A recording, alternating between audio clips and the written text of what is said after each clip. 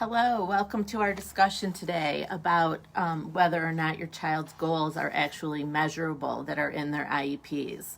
This is a really, really important component of the IEPs because it's actually the goals and how you measure them that determine if the actual progress is being made and is kind of the guide to telling people how to measure, how to look at it, how to monitor the progress. So the reason that we have individualized education plans in the first place is so that we can figure out short-term objectives and goals, and we do that by looking at where the child starts, what their baseline is. Usually baselines are determined through testing, but how do you even get to that point?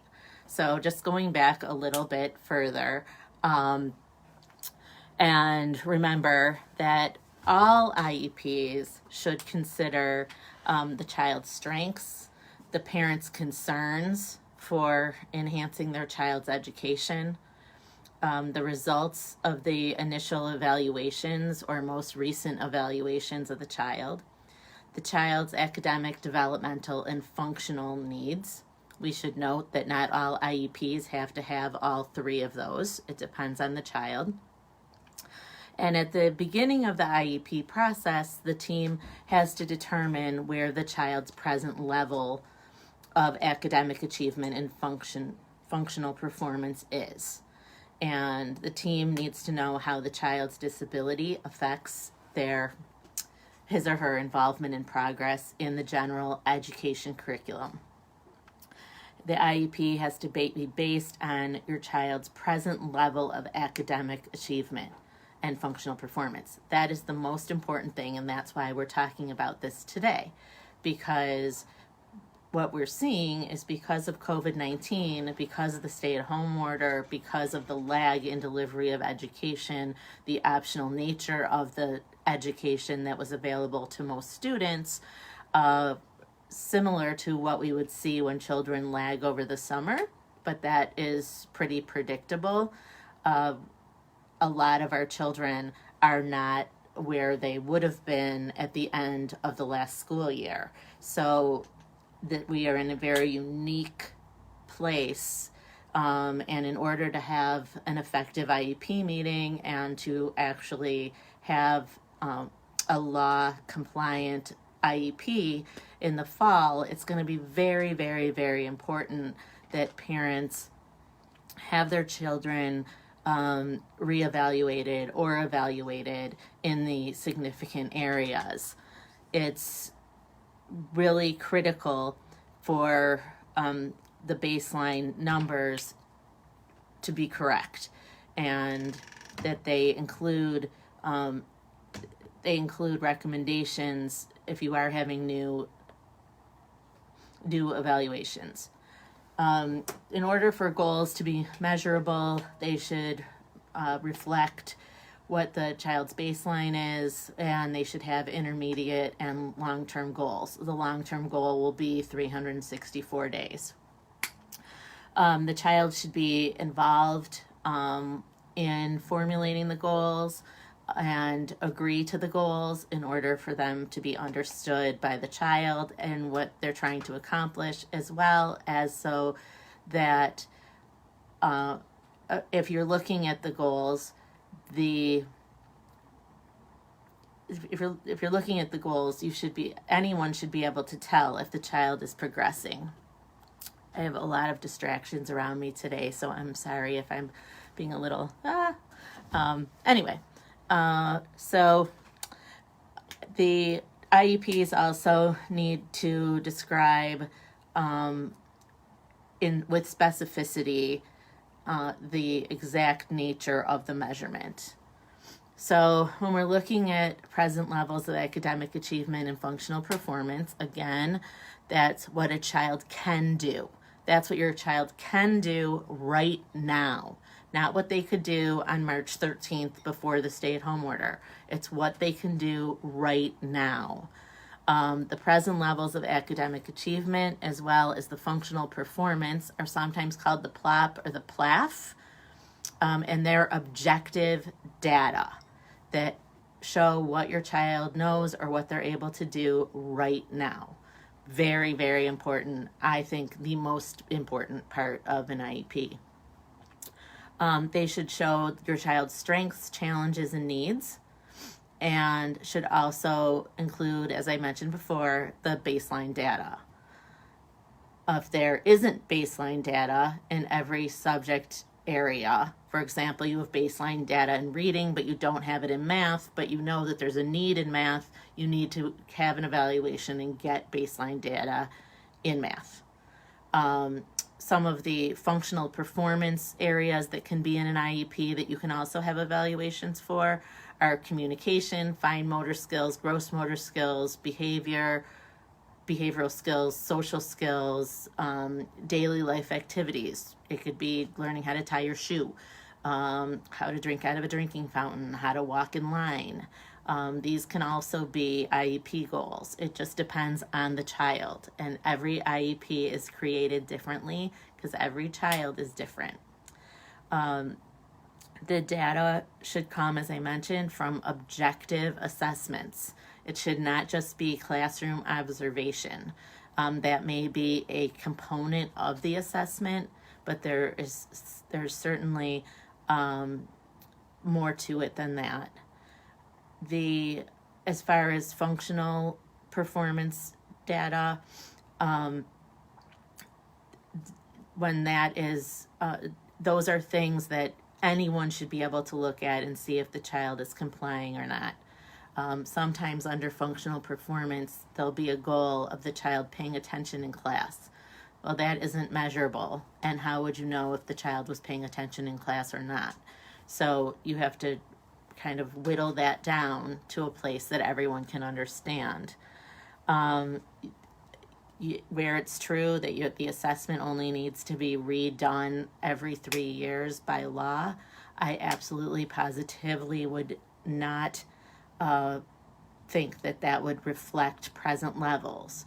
Present levels might be accurately reflected in progress reports, or if there was any supplementary additions to the original IEP from last school year to reflect where they have been or what they've accomplished during the duration of the school year through this stay-at-home order. How often should you measure and look at progress?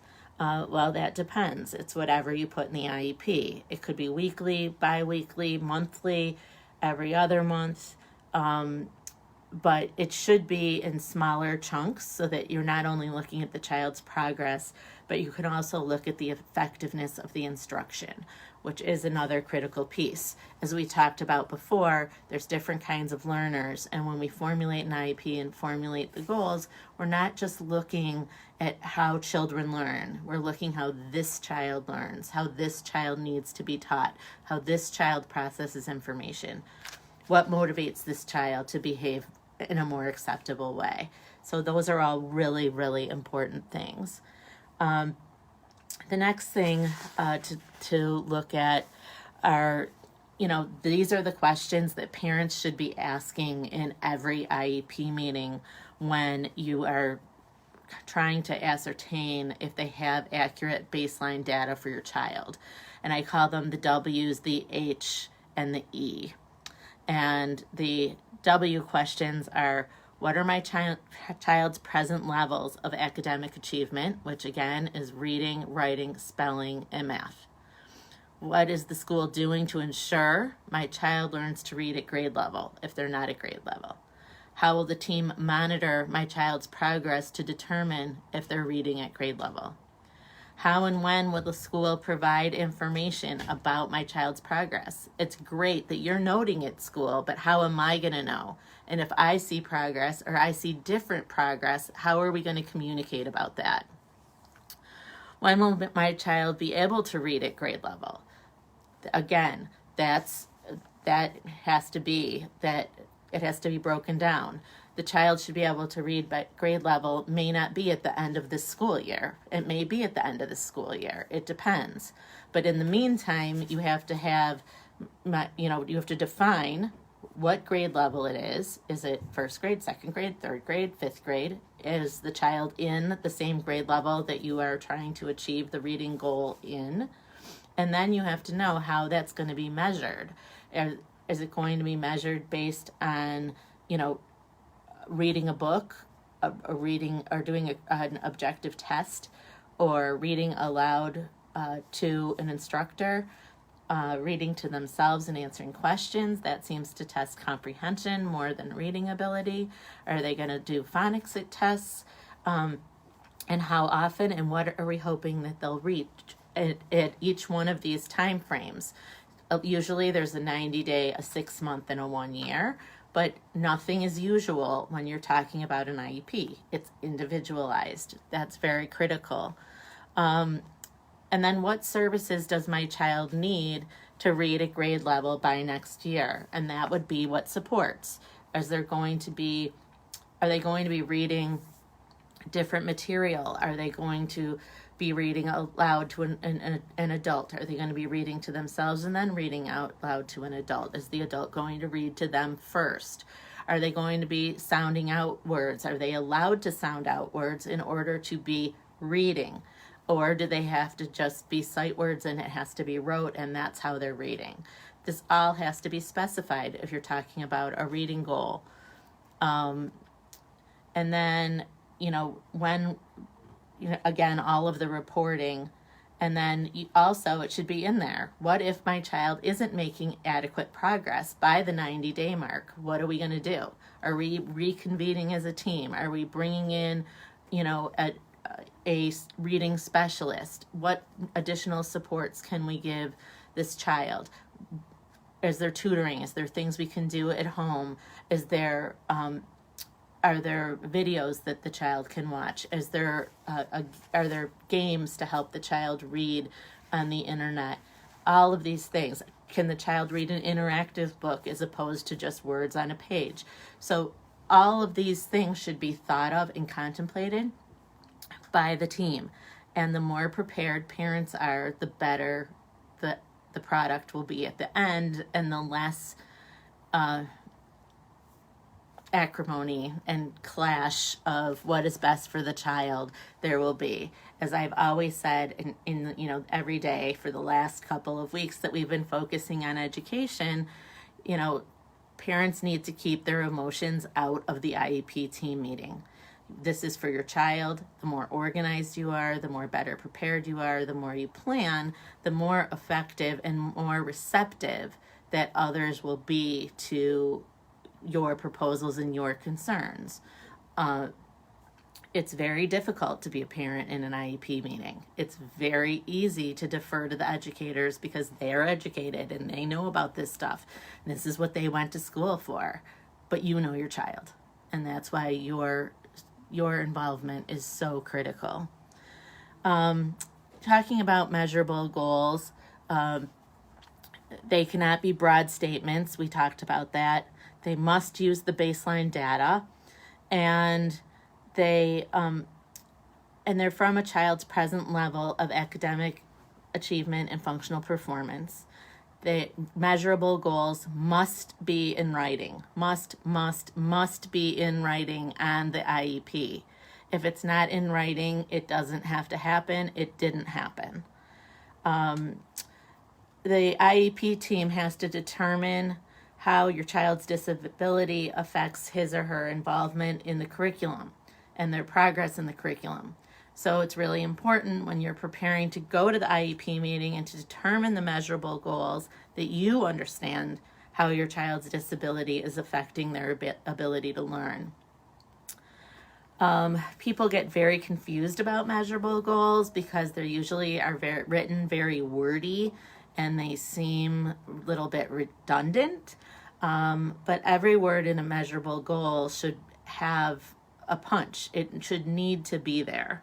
So they describe what your child can reasonably be expected to accomplish in areas of need within a specialized period of time. Measurable has been defined as, and this is where I see parents at a disadvantage, because they're just looking at them as goals, not as measurable goals. Understanding measurable is going to make your child's experience in school so much better, so much more enhanced, because even the substitute teacher who has never met your child before should be able to understand the measurable goals and be able to help them progress or look at their progression or continue the whatever the accommodation or support or learning method is for your child. So measurable means you can count, observe, and document. So if you have a goal that's, Owen will improve his reading skills, that's not a measurable goal. We don't know what improve means. We don't know what his baseline is. If you have given second grade paperback book, the student will read a passage of text orally at 110 to 130 words per minute, with random errors as measured by the Gray Oral Reading Test, the GORT. Okay, that is really measurable. And anyone could figure out what that's supposed to be, except I would say that given second grade material is a little bit broad, because classes are structured, where for reading, there may be 3 reading groups. So if your child is in the highest reading group, and, I get it that if they are not reading at grade level, they're probably not in the highest group, but let's make sure that they're not getting that second grade material. So that's really important. It's really important also that if the goals are modified or adjustments to instruction are made, that everybody who is educating your child, including parents, know about it and know what it should be. So the steps to write a measurable goal are, again, collect baseline data, and make sure that you have your child's present levels for every area of the IEP that you're going to talk about at the IEP meeting. You need to select skills and behaviors that should be targeted.